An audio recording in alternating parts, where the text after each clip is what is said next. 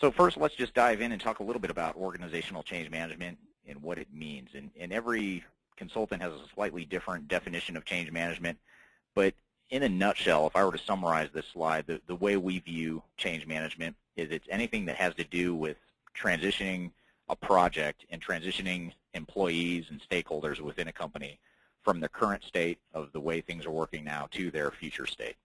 So if whether you're using an old legacy system or you're using spreadsheets and paper to manage your business now, whatever that is you're migrating to, assuming it's a new ERP system or a new enterprise software of some sort, there's a big change there associated with that. And change management is really focused on everything that helps get the employees from point A to point B.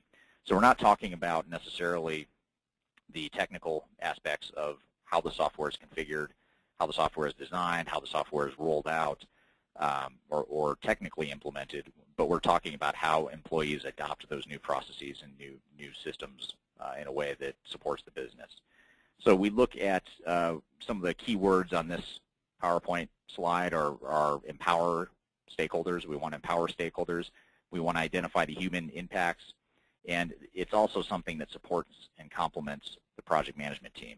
So a lot of our clients that we've had over the years will hire us just to do the organizational change. A lot of times they decide they're going to manage the project themselves, or perhaps they're working with a technical system integrator, and they'll hire us to do the organizational change management. So whether a client hires us to do change management or whether a client hires us to do the entire implementation where we're running the PMO and doing all the re-engineering and the technical and functional implementation as well as the organizational change, regardless of how the project is structured, we always suggest that organizational change be very closely aligned with the technical implementation project plan.